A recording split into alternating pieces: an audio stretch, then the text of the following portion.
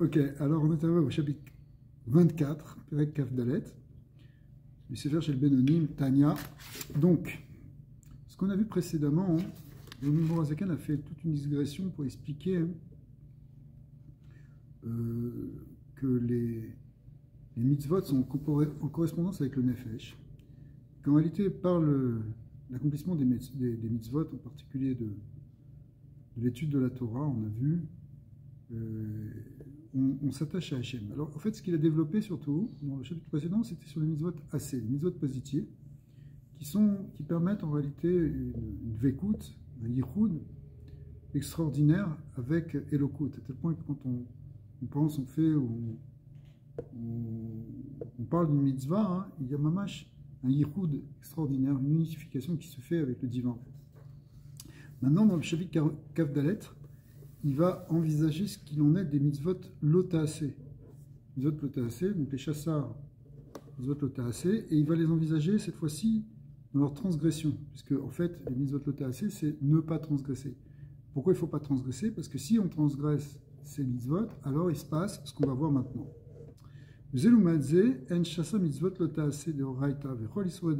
Quand on parle de 365 mitzvot, c'est aussi, ça c'est celle de Horaïta, mais il y a aussi celle de Rabbanan qu'il faut rajouter. Mais ce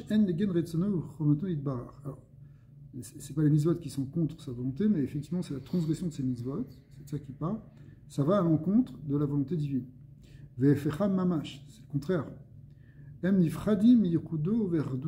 Donc ces transgressions, elles sont séparées, ou elles nous séparent du yichud et de l'unification divine, du fixation du divin. Mais tachlit apirut, c'est-à-dire c'est une vraie coupure. Mamash, qui mot asitra achav et klipa anikra vodazara. Ça ressemble à quoi? À d'autres choses qui sont aussi séparées d'Hachem. On va voir, elles le sont même moins, qui sont, eh bien, la vodazara, les klipotes, qui sont appelés Elohim Acherim, qui sont appelés les autres dieux.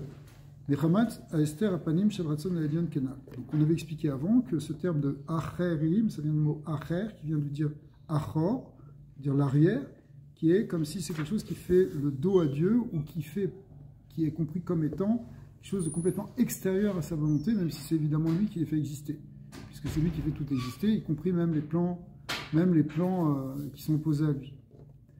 Alors, V'chen shlosha livushe anefesh, shemiklipat noga, shebe Israël, shem marshava dibur u'maaseh, omelbashem beshassa lotaaseh de Horaïta v'le Rabbanan. Alors, en fait, qu'est-ce qui se passe maintenant quand les trois vêtements de l'âme, ce qu'on appelle toujours les trois vêtements de l'âme, c'est la pensée, la parole et l'action, et quand ils sont justement situés au niveau de la transgression, eh bien, en fait, ça fait appel, en fait, au niveau des vêtements, ici, qui sont de ce qu'on appelle la klipat noga, pour les Bnei Israël. Donc, en fait, à ce moment-là, lorsqu'on transgresse, on développe une klipa, la klipat noga.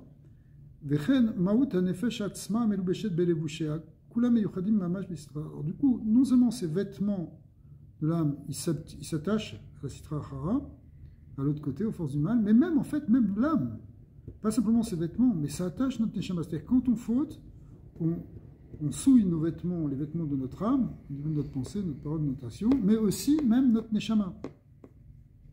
C'est vrai avec klipa, zu anikra avodazara, cette klipa qu'on appelle aussi la avodazara. Velo od, et là chez mevatlim ou ve tefelim aleya ve gruim prutam imena. Alors le pire, c'est que notre neshama elle descend, hein, notre nefesh il descend dans un degré encore pire que la vodazara avec la klipa. C'est quelque chose qui est difficile à comprendre, parce que la klipa, c'est la force du mal. Quand on faute, en réalité, on est encore plus bas même que cette force-là. Pourquoi? Parce que on va voir que elle est au moins soumise à Dieu, puisqu'elle fait la volonté de Dieu, alors que nous, on est en train de transgresser la volonté. Pourquoi? Premièrement, pourquoi on est pire que elle? Parce que nous, on est plus bas, parce que notre neshama, notre nefesh, il est habillé en plus dans un gouffre matériel. Et ça, c'est la première chose. La deuxième chose, c'est ce qu'on vient de dire tout de suite, c'est-à-dire que veyodat et ribona ve'enam redet bo. Donc, premièrement, elle n'est pas aussi physique que nous, la force du mal. forces de la Klippa, les forces d'Avodazara, les forces d'impureté. Mais, donc ça ne descend pas jusqu'à plan matériel, ça joue dans un niveau subtil. Et deuxièmement, ce n'est pas quelque chose qui a une vraie indépendance, au sens où c'est pas quelque chose, il reste encore une certaine soumission à Dieu, bien que ce soit quelque chose qui soit de l'autre côté, qui soit apparemment l'opposé de sa volonté, mais en réalité, on a expliqué que c'est juste l'extérieur de la volonté, la profondeur de sa volonté, c'est le bien, mais le mal, Hachem aussi, il le fait exister pour une certaine raison, il permet le libre arbitre, il permet beaucoup de choses, mais ça correspond à l'extérieur de sa volonté, mais c'est quand même sa volonté, c'est-à-dire que les strara, elles ne s'opposent pas complètement à Dieu. Ouais. Qui est le béchet begouf romri veyodat et tribona, ve'enam oredet bo lifol peolato bemishlachat malaché reim shela. Même quand il y a des agents du mal qui sortent de ces forces négatives, des anges du mal, eh bien, c'est pas elle en réalité qui les envoie. Chez le Beshtichuto, chez la Makom, quand elle les envoie, c'est simplement parce que c'est une mission qui est donnée par Hachem. Quand on voit le Satan dans le livre de Iyov, en réalité, il est envoyé par Dieu. Chas v'shalom de dire que ce serait indépendant. Chas v'shalom de penser qu'il y a deux Reshut, qu'il y a deux pouvoirs, qu'il y a le pouvoir du bien et le pouvoir du mal. C'est Hachem qui dirige tout. Kema'amar bil'am lo ochal avor et puis Hachem. Bilam lui-même, qui voulait maudire Israël, finalement, il a avoué qu'il ne pouvait pas transgresser la parole de Dieu, parce que c'est Dieu qui lui met sa parole dans sa bouche. Donc même si lui, il était dans il voulait s'attacher aux forces d'impureté, en réalité, ces forces d'impureté, elles-mêmes, elles étaient soumises à Akadosh Baruch Hu. Lui, il voulait chercher tout son roi à Touma dans les forces du mal, mais finalement, c'est Dieu qui les contrôlait. Donc, c'est une bénédiction qui est sortie de sa bouche.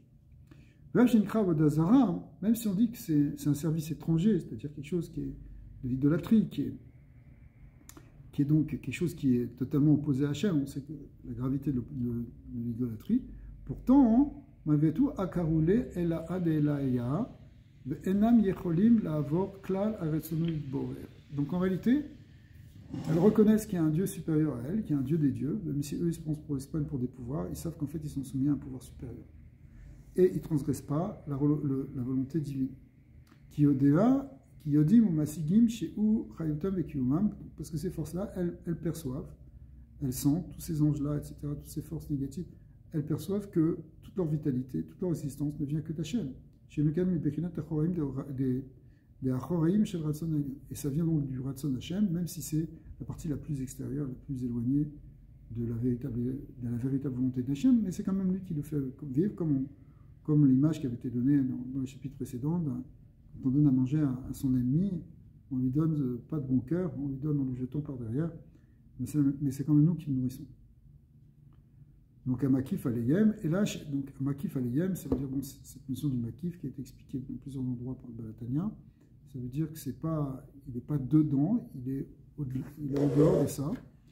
Et là, chez Nikatam, Vechayutam, chez Betocham, Im Bephilat Galut Betocham. Donc ils reçoivent ces forces impures, elles reçoivent leur vitalité du divin, mais évidemment, on peut dire à ce moment-là que cette dimension divine, elle est en galoute, par rapport à sa véritable place, ce qu'on appelle aussi la Shrinta Begaluta.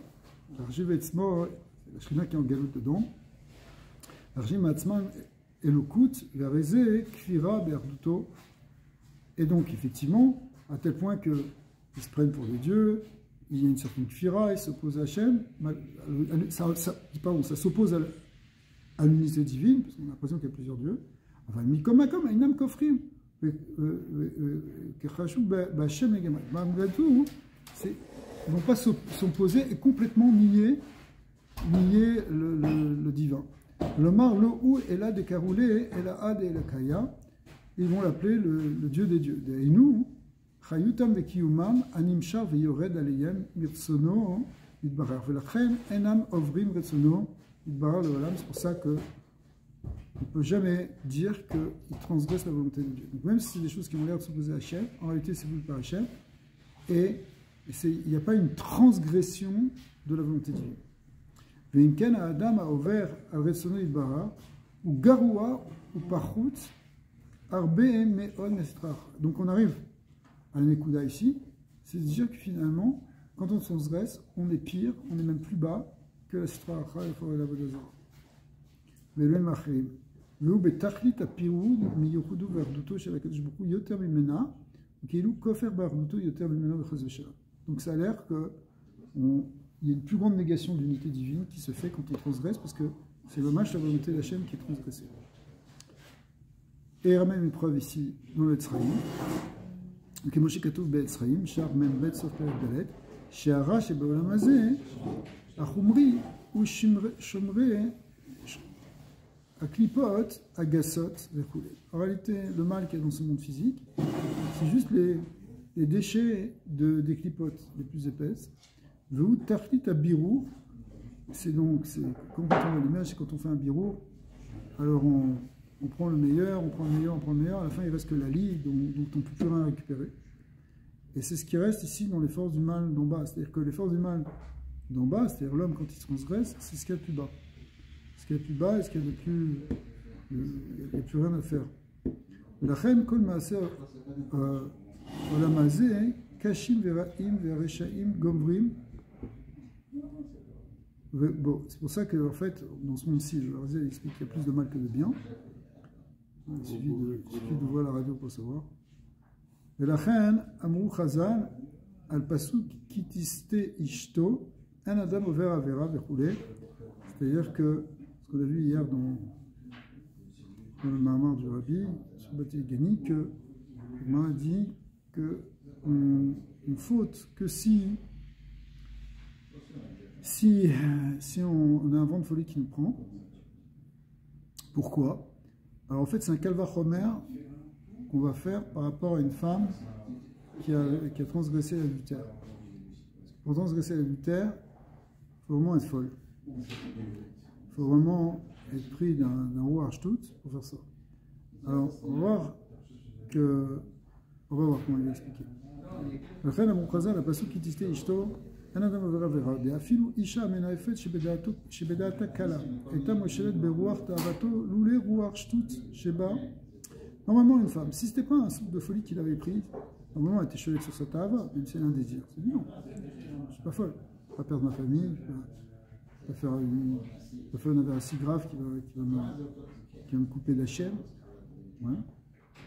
Mais chassé ou matir maléa est à Ava, mais souteret chez Benafcha. Parce qu'au fond d'elle, elle a un amour qui est caché, même si elle est, c'est pas une femme tellement kadosh, parce que pour arriver à faire ça, il faut déjà qu'elle soit un peu légère. D'où qu'on dit Noshim Batal Kalan, etc. Donc, mais malgré tout, elle a un amour profond pour Dieu qui est en elle. Comme elle a un amour profond qui est en elle, alors elle ne veut pas le transgresser.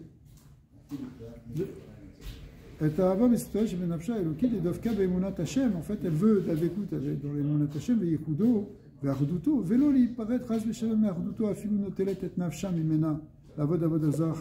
fait, théoriquement, cette femme-là, elle a une force en elle qui devrait lui permettre de faire Messirot Nefesh, même si c'est Kepchuto, c'est d'être prête à mourir pour ne pas transgresser une faute, parce que au fond de nous, on a une Neshama qui ne veut pas se séparer d'Hachem.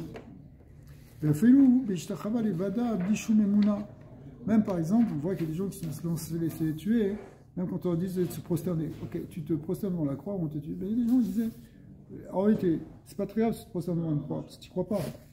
C'est ce qu'elle veut dire. D'accord? Qui croit dans la croix. Donc, alors, tu ne crois pas, alors tu fais semblant. Donc en fait, c'est rien. Tu peux te prosterner en pensant que tu te prosternes devant Hachem, mais cette idole-là, elle n'a aucune étude pour toi. Malgré tout, il ne veut pas faire ça parce que il ne veut pas s'abaisser devant, une avodazara, même s'il n'a fait aucun service, mais il ne veut rien faire. Alors, on voit, normalement, même une femme, etc., elle est capable de faire ça, elle est capable de se laisser tuer pour ne pas transgresser. Mais quand Shiken Irvosh, Yetzer, Vetavat Aniouf, She'en Isurim Kalim, Mimitat Hashem, Ishmirenu.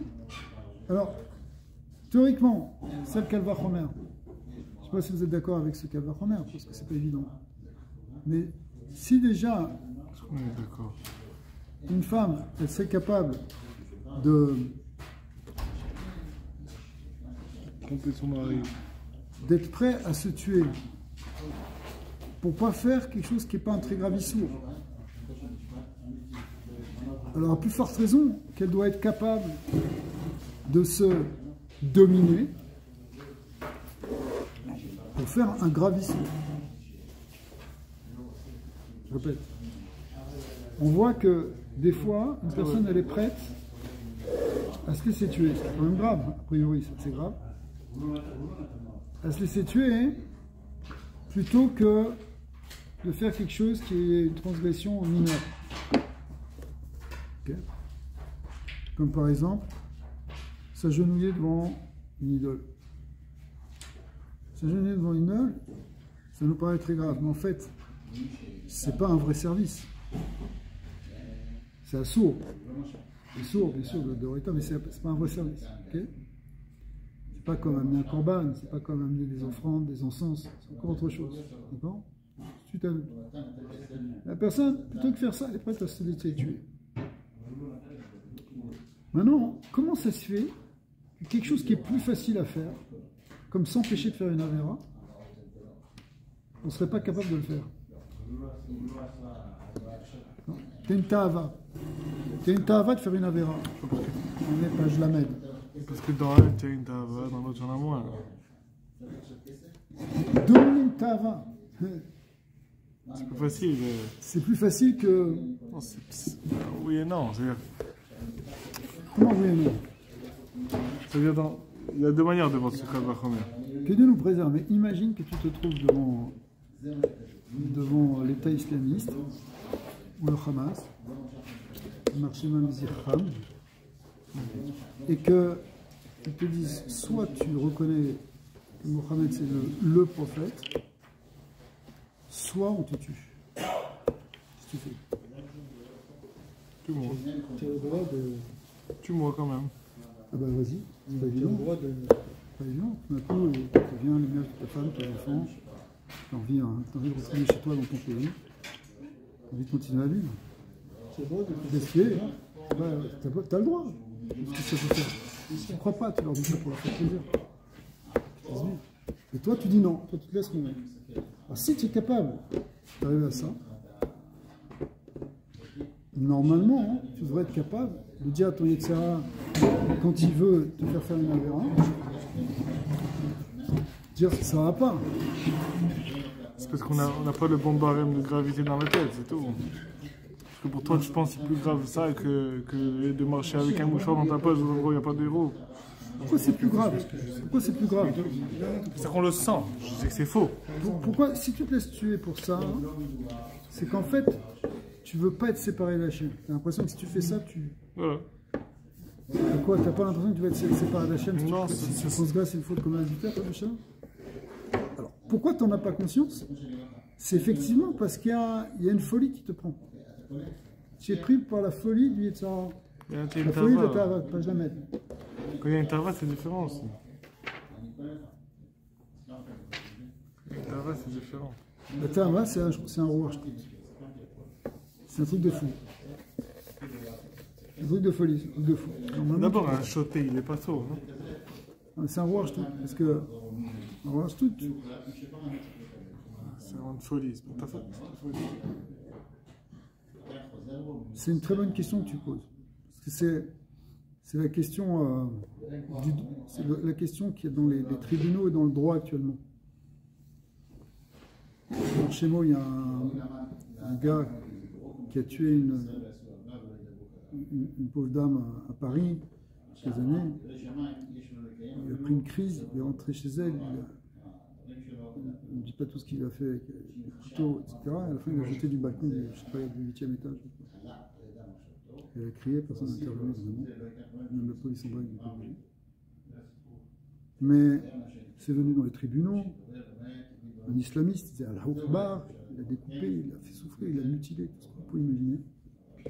Après, il a tué une dame qui avait 70 ans. Il était drogué. Et ils sont arrivés au point qu'il dit finalement, c'est pas de sa faute, il a pris je ne sais pas combien de doses de marijuana. C'est du pont Moretti. Donc en fait, c'est pas de sa faute, c'est un rouage tout. C'est lui qui se l'est causé, le roi. C'est lui qui se l'est causé. Le rouage tout, hein, c'est toi qui le laisses rentrer. Kadosh Baruch Hu nous a donné le libre arbitre. On a le libre arbitre.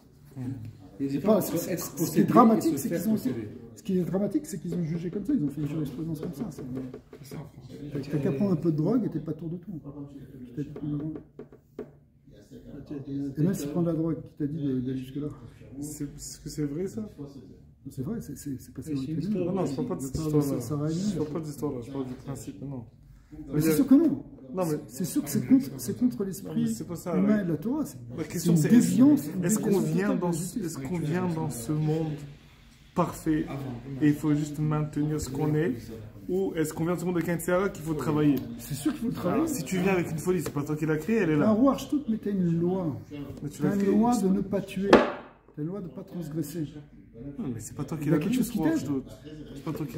Si tu viens parfait et après c'est toi qui l'as généré, c'est une chose. Mais si tu viens avec un Tzara, tu viens avec des mauvaises midas, tu viens avec ça.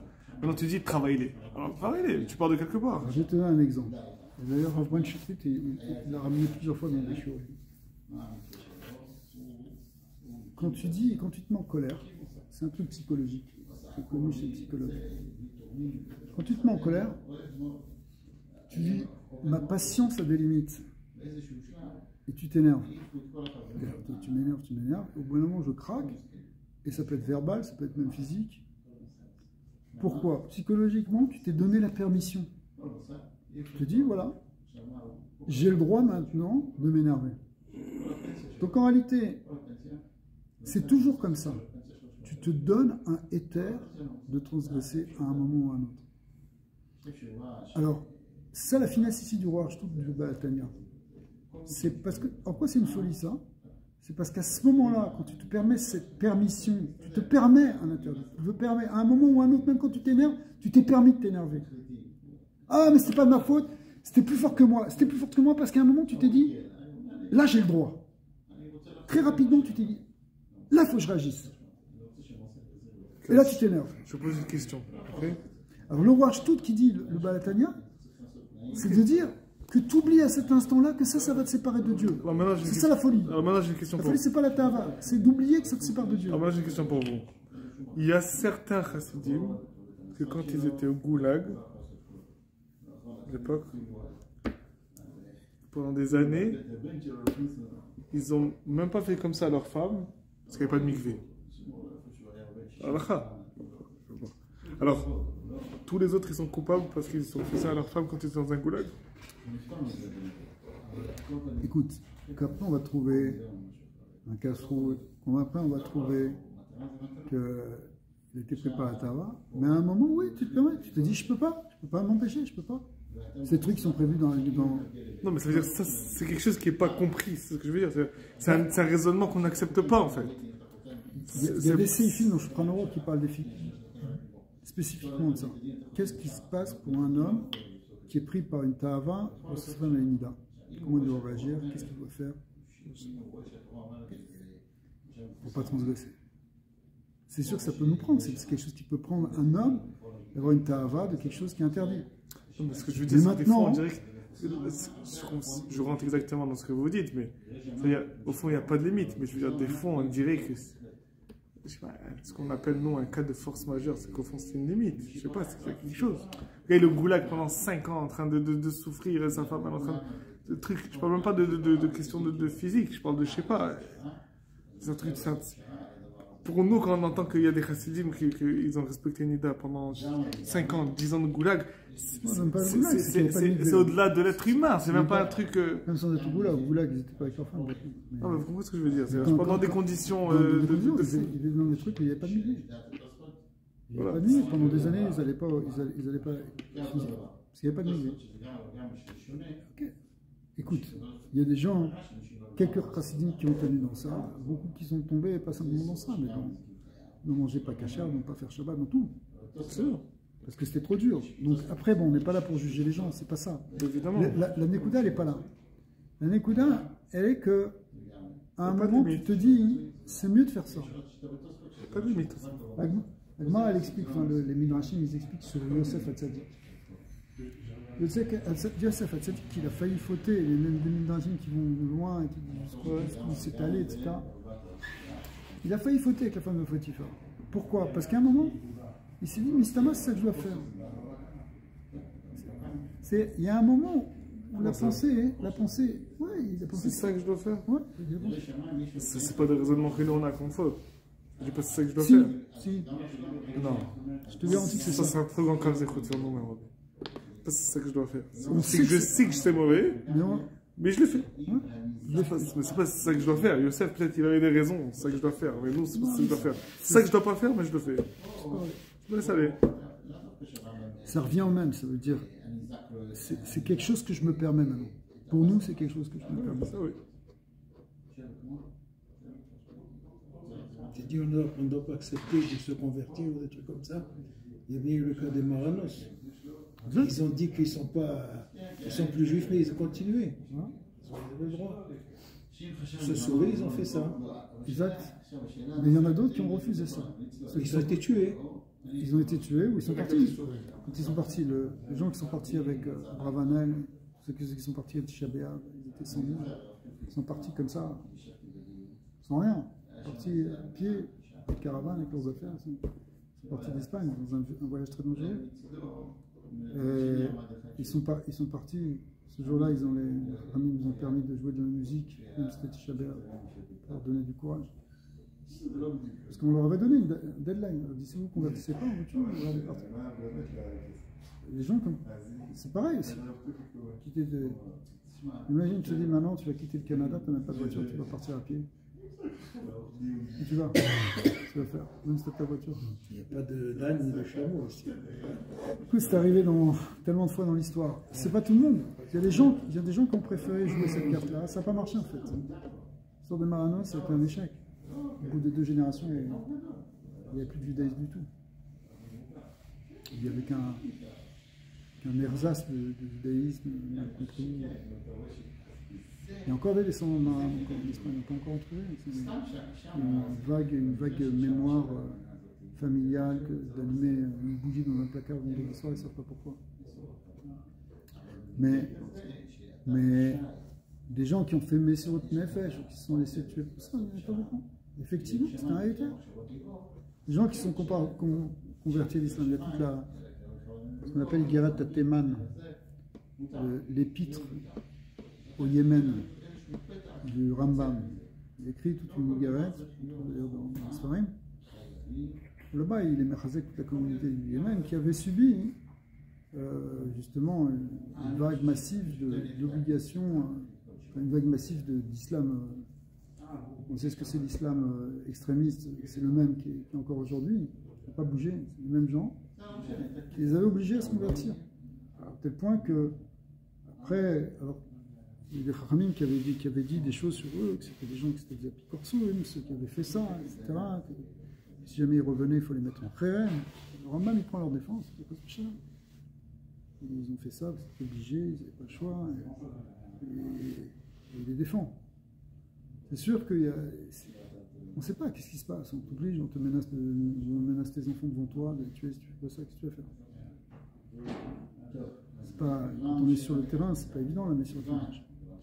Mais on voit qu'il y a des gens qui sont capables de tenir ça, même si ce n'est pas des gens très religieux. Pourquoi? Parce qu'il y a quelque chose dans notre cœur qui veut ne pas être séparé de la chaîne. Je ne veux pas transgresser ça, je ne veux pas me couper de Dieu, c'est mon Dieu, c'est le Dieu d'Israël, tu ne peux pas me faire ça. Je préfère mourir plutôt que tu fasses ça. C'est ça l'idée. Si c'est comme ça, normalement, on serait beaucoup plus séparé de la chaîne si on fait une grave transgression, que de faire un truc semblant, comme tu dis. Et donc, une grave transgression, on ne devrait jamais se laisser faire. Alors, ce qui se passe, c'est qu'il y a un roi Archnout, une bêtise qui nous prend, une folie, on est pris par une folie. Justement. Et cette folie, en réalité, la folie, on va voir ce que c'est, enfin, elle est écrite à plusieurs endroits, c'est que cette pensée qu'on ne va pas être détaché. C'est qu'à un moment, tu confonds les choses.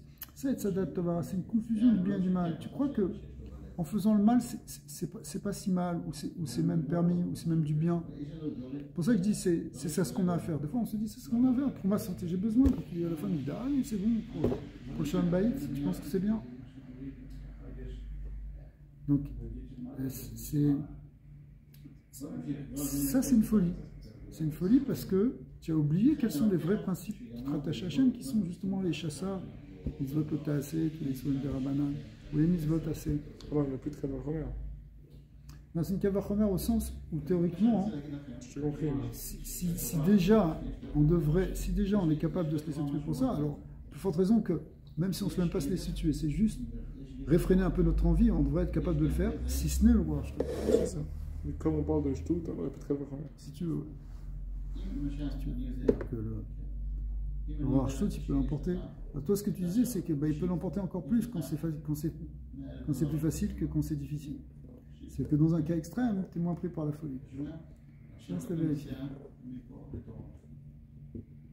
Parce que Le Rabbi il a dit plusieurs fois, dans Père Anthony aussi, quand on a vu des gens simples qui sont très comme sur une effet, j'étais gamré pour ne pas le truc, parce qu'il y a cette nékouda de.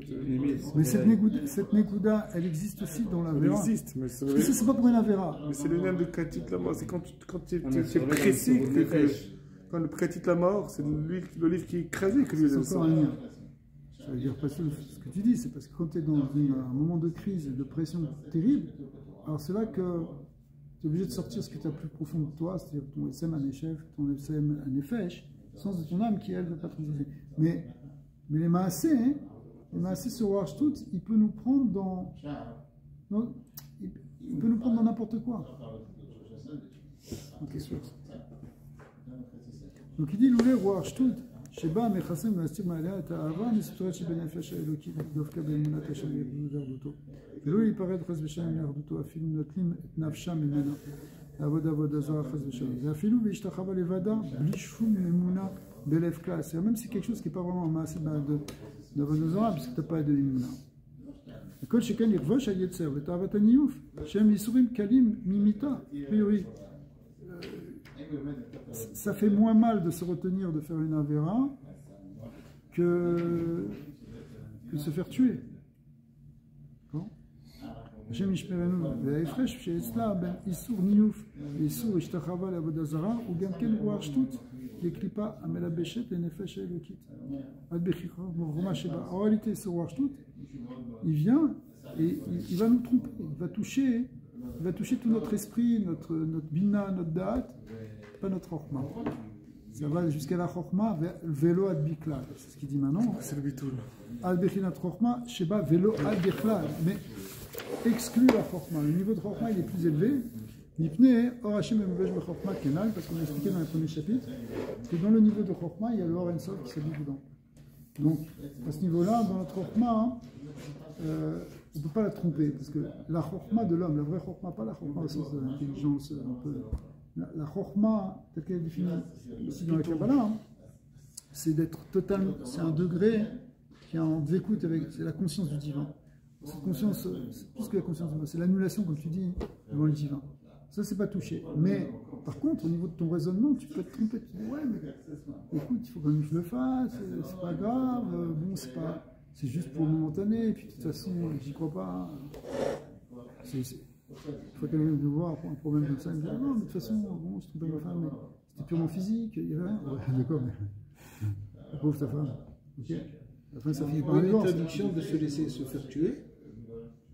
Comment? Il n'y a pas une interdiction de se laisser se faire tuer. Si tu prends la décision d'accepter de te faire tuer. Pour la Torah, ouais. C'est une bonne question parce qu'il y a des pratiques dans ça. Par exemple, on voit que c'est marqué Vechai Bahem. On est là pour vivre avec la Torah. Ici. Tu ne peux pas te laisser mourir dans un cas de picour, en effet, Shabbat, cas de danger, tu transgresses le Shabbat. Maintenant, si on veut te faire transgresser la chose, même une chose simple, même quelque chose qui n'est pas vraiment une mitzvah, pour que tu transgresses ta foi, pour qu'on montre que la Torah c'est rien, pour que les Juifs ils s'abaissent devant telle ou telle religion, alors là tu peux être prêt à te laisser tuer. Mais après tu peux faire tchouva aussi. Ouais, théoriquement c'est ça. Mais il y a des cas où tu peux te laisser tuer. Je ne sais pas, ça vient. Alors il y a les 3 fautes capitales qui sont, il arrive à y avoir. Il vaut mieux se laisser tuer que de transgresser. Mais à part ça, même dans un état de shmad, pas dans un état d'opposition ou ce qu'on veut, c'est détruire la Torah. Alors même pour un lacet de chaussure que tu ne vas pas attacher selon la halakha, eh bien tu peux être prêt à te laisser tuer. Tant qu'ils s'en fichent, c'est pas grave. À la fin, c'est rien que des chaussures. Ça en fait de mal.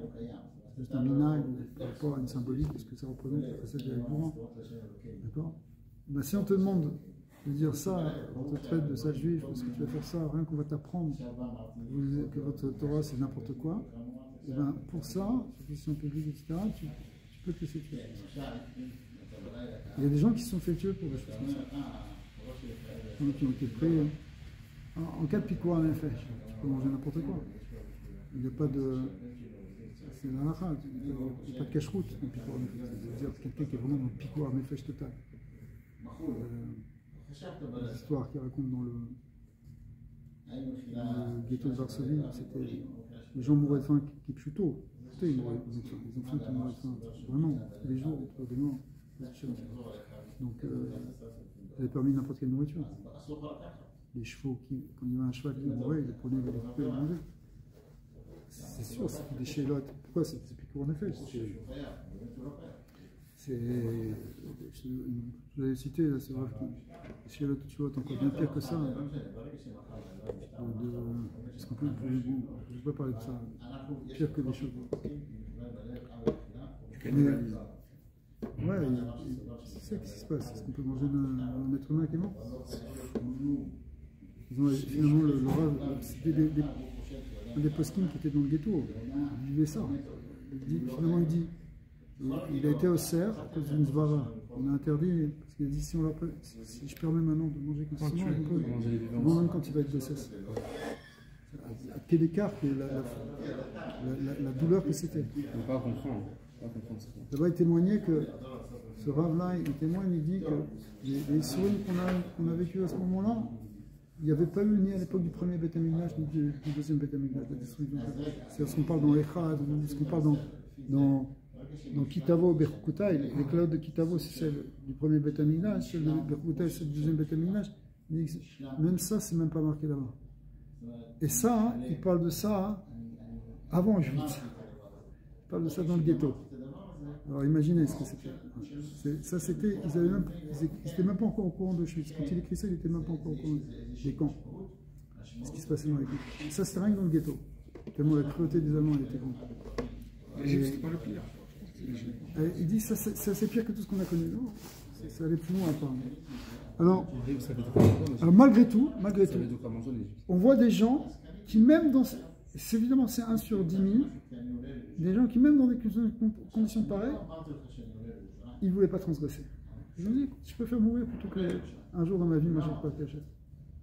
Des histoires extraordinaires là, de ceux qui étaient dans les goulags d'Afka. Plusieurs histoires. Au goulag, tu recevais un morceau de pain tous les matins. Et c'est tout ce que tu avais pour. Et le soir, tu avais du thé. Alors les gens, ils prenaient son pain, ils coupaient leur pain, et c'était du pain minimum vital, quand tu sais que tu travailles 15 heures dans la journée, dans le froid, pire qu'ici, à faire des travaux forcés. D'accord? Non, des travaux forcés. Avec en plus des coups, des menaces, des cris, enfin, des conditions de prisonniers. C'était des prisons, et donc, tu es dans la survie permanente. Tu ne manges pas, tu risques de mourir, tout simplement. C'est vraiment le minimum vital. Maintenant, qu'est-ce qui se passe quand ça venait Pessah?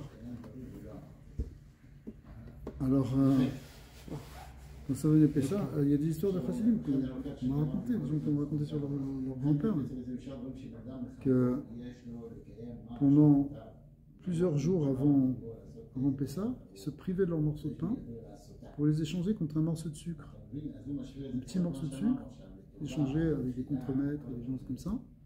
Ils prenaient leur pain et qui leur donnaient ce morceau de sucre. Et ils se privaient de pain pendant une semaine. Donc, je sais pas, ils vivaient, je sais pas comment ils faisaient, pour garder quelque chose pendant Pessah, pour survivre dans Pessah avec un morceau de sucre chaque jour. T'es pas obligé. Pessah, pas Pessah, tu vas mourir, tu manges du pain. L'année prochaine, on fera Pessah. À Yerushalayim, pas ici. Okay. C'est la halakha. Mais pour ne pas transgresser ça, parce que pour eux, si tu leur enlèves, si tu leur manges du Hametz à Pessah, même si c'est permis, pour eux, ils préfèrent pas vivre, parce que c'est une mort de leur nefesh, le vivre comme une mort de leur nefesh, et ils préfèrent mourir physiquement que mourir spirituellement. Donc on voit, hein, il y a eu des tas de cas comme ça. C'est pas tout le monde. C'est pas tout le monde, la plupart des gens. Rien que dans le camp de Drancy. Drancy, c'était un camp en France où, quand ils ramassaient les Juifs en France, à Paris, ils les mettaient dans un... En fait, c'est le Veldiv, non? C'est ça? Entre autres, après, ils ont... En juillet 42, ils ont fait une grande rafle. Ils ont ramassé, ils ont mis tout le monde dans le Veldiv. Après, ils ont mis au camp de Drancy. Drancy, en fait, c'était une cité d'immeubles qui venait d'être construite, qui n'avait jamais été encore habitée, qui était réquisitionnée par les Allemands. Il existe encore cette cité, il y a des gens qui ont... Ils en ont fait une espèce de prison. Mais en réalité, ils restaient là à peu près un mois. Et après, ils s'étaient pris dans des trains et ils étaient envoyés dans les camps de concentration. Mais en fait, pendant ce mois-là, ils étaient surveillés par la police française. Ils ne leur donnaient pas à manger. Ils ne mangeaient pas. Et ils ont raconté des tas d'histoires. Les gens qui avaient perdu, en un mois, ils avaient perdu 30 kilos déjà. Donc ils sont arrivés à Auschwitz, ils ne connaissent plus. Alors, ils racontent. Une fois, il y en a un, il arrive, il avait un morceau de pain, il n'a pas eu le temps de s'asseoir pour le manger, il s'est pris un coup, quelqu'un lui a arraché. Il n'y avait plus de loi. Il n'y a plus de loi. Quand tu es affamé, tu es dans la souffrance, il n'y a plus de transgression. Il faut vraiment une échelle très noble et extraordinaire pour être encore capable de penser à faire Messirut Nefesh pour ne pas transgresser, etc.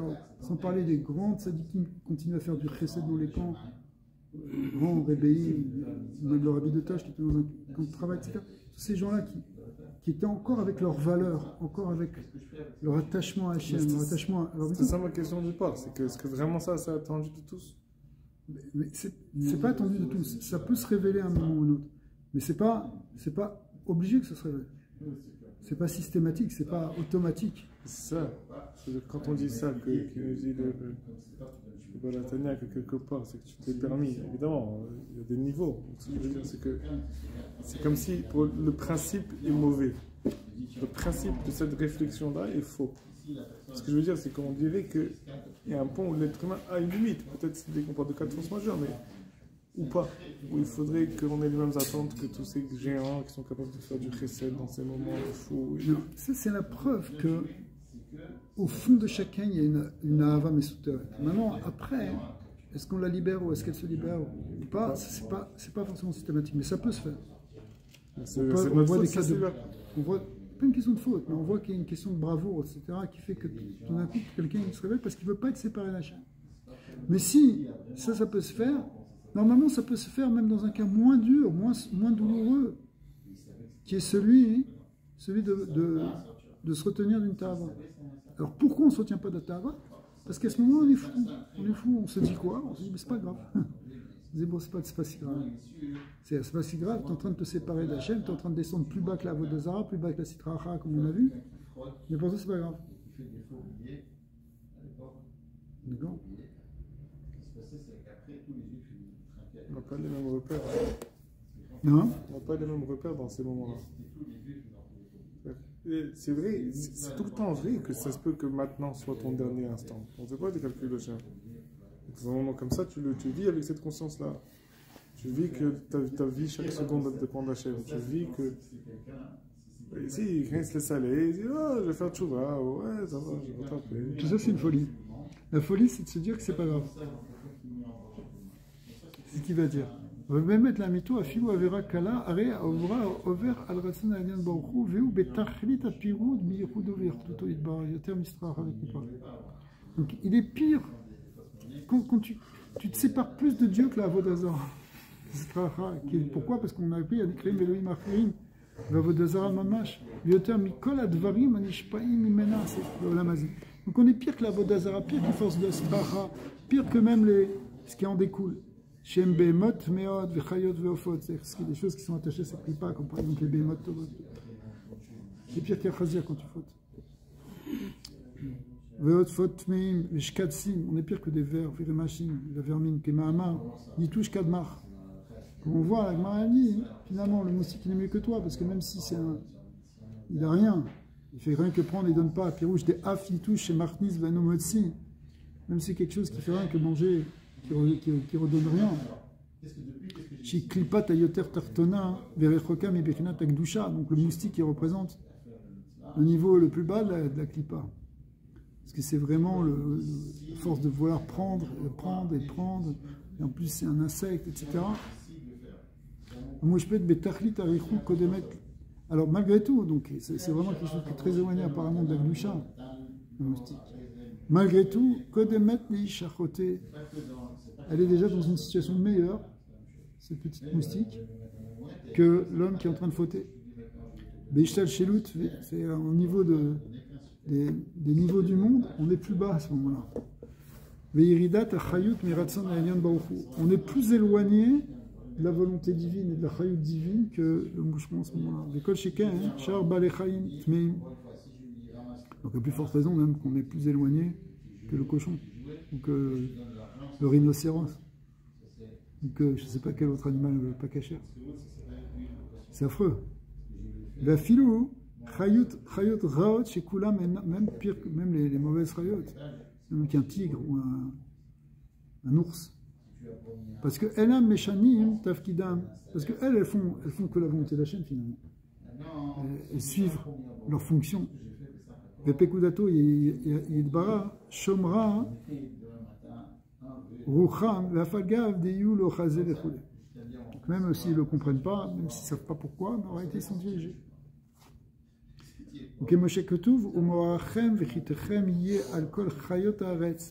Normalement, théoriquement, on a une bracha que les animaux ils ont peur de nous. Parce qu'on est des hommes. L'homme il est au-dessus de l'animal. L'animal il se soumet. On a vu ça, il va le ramener avec l'histoire de Daniel dans la fosse aux lions. Quand Daniel a été jeté dans la fosse aux lions, les lions qui étaient affamés depuis des semaines, ils ne mangeaient pas. Normalement, quand on leur jetait quelque chose, ils le dévoraient, ils se battaient pour dévorer la chose. Ils sont restés toute la nuit devant Daniel, ils n'ont pas bougé. Des petits chats. Voilà. Alors, pourquoi? Parce qu'ils voyaient dans Daniel quelque chose qui était plus grand qu'eux, donc ils ne vont pas attaquer. C'est un respect. Les animaux, ils font leur fonction. Ils voient un animal, et eux, c'est des carnivores, alors c'est des prédateurs, alors ils doivent l'attaquer pour le manger, mais s'ils voient un homme, c'est pas fait pour l'attaquer. Le problème, c'est que quand un homme ne se comporte pas comme un homme, il ressemble à un animal, même pire qu'un animal d'après ce qu'on a vu, on est même pire que ça. Alors l'animal, il n'a pas peur d'attaquer. Mais sinon, normalement, il faut vraiment qu'on ressemble à une BMA pour qu'on se fasse attaquer par un animal. Va être sadikim. Chez En Selem Elokim Mistalek Me'al Penehem. Mais quand les tzadikim, eux, ils gardent cette image divine, cette âme divine qui est visible, cette Selem Elokim devant eux, alors, Kol Chayot Raot, It Kafian Kamayou. Même les mauvais animaux comme les lions, ils vont se soumettre devant eux. Ouais. Kemoshikatouf Bezoar, Gabé Daniel Begova Ariot. Le Zohar, en fait, c'est un Zohar qui explique ça sur Daniel dans la façon. Vimken, Achote Veover et Tsono Idbara. Afilu be'avera kala beshat maase ou betaklit arichut migdushat enyana. Donc quand quelqu'un il transgresse même une petite avera, ouais, au moment où il le fait, il est betaklit arichut migdushat enyana. Il est à extrêmement éloigné de la gdusha. Yehudo yidbara verduto yidbara. Yoter mikol ba'alei chayim tmeim. Il est pire que tous les animaux impurs, veshkatsim veremashim. Amushpaim, Sitracha, Veklipat, Avodazara, qui eux, c'est vrai, reçoivent leur force de la Sitracha, de la Klipa, de la Avodazara, mais malgré tout, ils restent encore dans une certaine connexion avec Hachem qu'on n'a pas quand on faute. Oma, chez Pikuar Nefesh, Doché, alors on a parlé de ça tout à l'heure. Qu'est-ce qu'on fait dans Pikuar Nefesh? C'est Doché, Sharaverot, Vegam Yahavor, Ve'aliarek, comme on l'expliquait. Même pour Pikuar Nefesh. Aïnou, Kefi Chazal, Amra, Torah, Chalel Alav Shabbat. Il vaut mieux transgresser un Shabbat parce que tu es en Pikuar Nefesh. Grâce à ça, tu vas vivre longtemps, tu vas faire plein de Shabbatot, plutôt que te laisser mourir dans ce Shabbat pour ne pas transgresser. Vélo, Mishum Kalut Averot, Vechumrin, Teda shere Shabbat Ramot. Il dit en prenant Shvashkula Kevod Azara, l'Inyan Shritat Muma, Dvar Acher, Beyoredea Siman Bet, Mash Enken Bemumar le Gilou Arayot, Ve'afilu Echi Pikuar Nefesh, Doche Shabbat. Donc on voit que, de certaine manière, Shabbat c'est même plus grave que Gilou Arayot, parce que si par exemple, quelqu'un, il n'est pas chômeur Shabbat, à un moment tu peux pas boire du vin qu'il a touché. Pourquoi? Parce que Shabbat est au même degré que la Vodazara. Donc un vin d'Avodazara, qui a été touché par un idolâtre, il devient impropre à la consommation, il n'est plus caché. Alors on a associé Shabbat, qui est très chamou, quelqu'un qui transgresse Shabbat, B'Pharisien, à la Vodazara, et du coup il peut pas, ça devient pas soul, ou il est pas soul pour au bout. Donc il est possède le yaïn, il empêche qu'il soit caché. Mais si c'est quelqu'un qui est shomer Shabbat, mais qui transgresse Gilou Yarayot, d'accord, même s'il a touché le vin, tu peux boire son vin. Donc on voit que Shabbat, finalement, c'est encore plus grave que Gilou Yarayot d'un certain côté. Et pourtant, la Torah elle a permis, dans un cas de Pikuar Nefesh, de transgresser Shabbat. On connaît tout cet halakha, si on est malade, on transgresse Shabbat. D'accord, s'il y a un danger. Alors,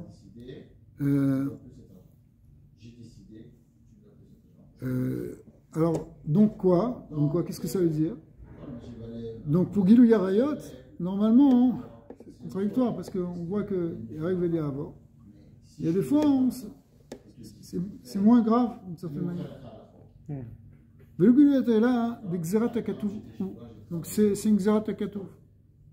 Et là, Shachar Maaseh, c'est-à-dire que c'est parce que on sait comme ça, c'est une Exerat Akatouf, que Shabbat, c'est grave comme ça. Et là, Shachar Maaseh Achet, Imayu Me'averot she'en ba'en karet umita bide shamayim she'en nefesh elokit meta legamre v'nicheta mishorsha be'elokim chayim רק שנדגם קצת וקוטה והחזתה בשורשה בחטא זה, הרי גם נפשו החיונית והעממית ומלוש בגופו, בין גופו חוזרים ועולים לספרחה וקליפה זו, ומתקרבים לקדושת נפש האלוקית, מלושים בהן, המאמנם בהשם אחד, גם בשעת החטא. Alors, en réalité, comment ça fonctionne? Pardon, וגם בשעת החטא, on va voir ça après. Comment ça fonctionne? Pourquoi tu peux transgresser Shabbat en cas de Pikuar Nefesh? Pourquoi? Au moment où tu transgresses Shabbat, normalement tu es coupé du Shabbat, tu es coupé de la Chayut. Sauf qu'en réalité, tu vas pouvoir récupérer ça, tu vas pouvoir le récupérer. En réalité, c'est.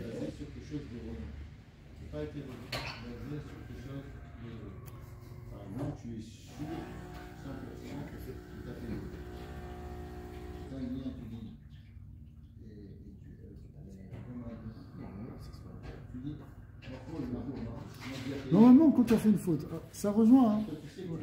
La Nekuda elle est comme ça. On va le prendre autrement.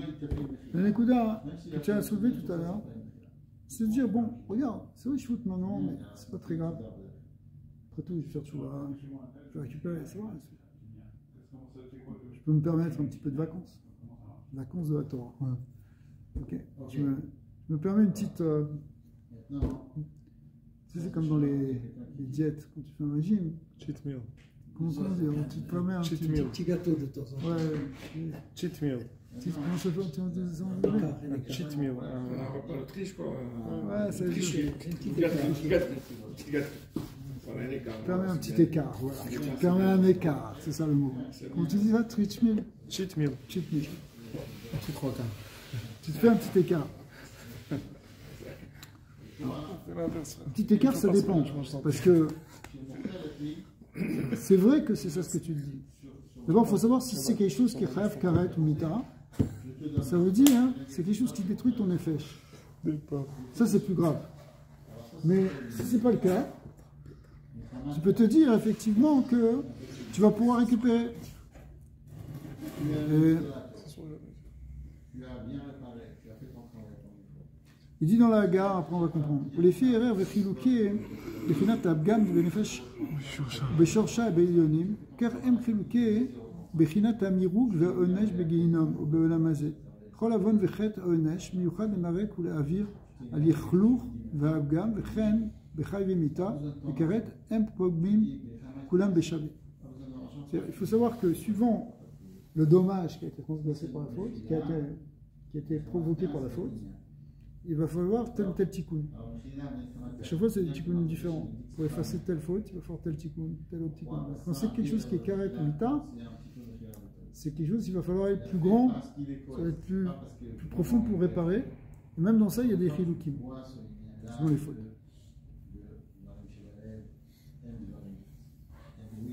C'est quoi la logique du Shabbat? Par rapport à quoi? C'est quoi la logique du corps qui fait le Shabbat? Non, pas avec la lutte. Ce qu'il dit, c'est que c'est pas une logique, c'est une Zerat HaKatuv. C'est-à-dire que normalement, d'un côté, Shabbat, c'est plus grave que Gilui Arayot, parce qu'on voit que c'est considéré comme un Avodah Zara. Comme le vin. Ouais. A priori, il faut dire que Avodah Zara, c'est plus que Gilui Arayot. Et la preuve, c'est que quelqu'un qui est Moumar les Avodah Zara ou Moumar les Shabbats, on ne peut pas avoir son vin.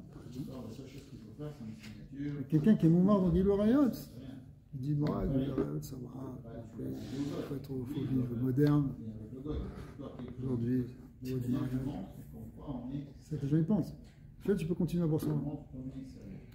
Ça, c'est une Xerat HaKatuv. C'est une Xerat HaKatuv parce qu'en réalité. Ma question, c'est bon, pourquoi c'est Xerat HaKatuv? Parce que d'un autre côté, on voit que dans Gilui Arayot, que c'est tué, et arrive à dire avoir. Si on te menace de mort, tu vas pas faire tel avéra, alors tu te laisses tuer. Alors que dans Shabbat, dans une menace existentielle, quand tu es Bébikoar de Fèche, tu transgresses pas. On va faire arvit tout de suite. Hein. Bon, venez, on finit le shiur, le chapitre. Vegam, on est maintenant aux dernières grandes lignes. Vegam beshat achet eita be'amana ito iba rak she'eita bebechinat galut mamash. Tor nefesh habamit. En vérité, au fond, même quand on faute, il y a quelque chose en nous qui est attaché à Dieu. Simplement, c'est comme si on est pris dans le nefesh habamit, dans le côté animal. On est en galut. Istracha u'martia et agouf. Moridato ima be'amke she'ol lemata. C'est quelque chose qui nous fait plonger dans les profondeurs de la bassesse. Comme on a dit, ça descend même plus bas que nous on faute, on est même plus bas que la Avodaza ou le Sitracha. Shem Ishmerenu. Galut, Gadol Misé, il n'y a pas plus grande galoute que ça. Mais Igra Rama Verkoulé, c'est comme si on passe. Alors il va donner plusieurs images ici. C'est comme si on passe d'un toit très élevé, là tu passes du sommet du building au plus profond du puits sous les égouts. C'est vraiment une chute très grande d'avoir fauté.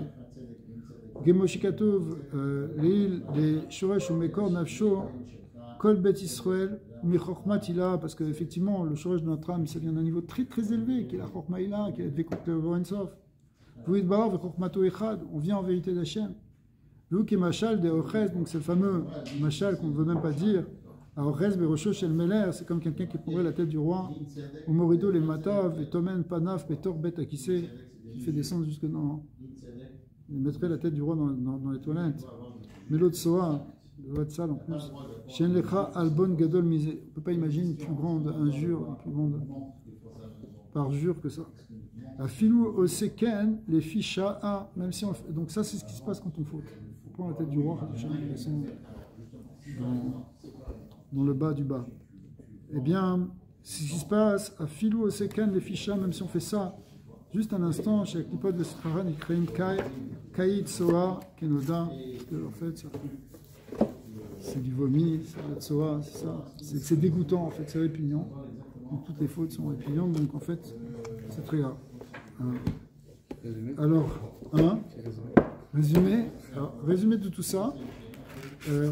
En fait, la transgression des mitzvot, assez, aussi bien que les mitzvot des rabbanan, normalement on ne devrait jamais le faire. Parce que si on prenait conscience de la folie que ça représente, de faire passer d'un niveau tellement élevé à quelque chose qui est même plus bas que la Avodah. La transgression, elle nous amène dans un niveau plus bas que la Avodah, qui est Sitra, qui est force du mal. Pourquoi? Parce qu'au moins eux, ils font la volonté de Dieu. Nous, on ne fait pas la volonté de Dieu, on transgresse la volonté d'Hachem, donc on descend à un niveau plus bas. Et donc on voit ici l'importance fondamentale de respecter les mitzvot, sinon ça amène un gamme dans notre nefesh, sinon les olamot. Hachem, qu'on puisse avoir la conscience de ne plus vouloir fouetter. Amen.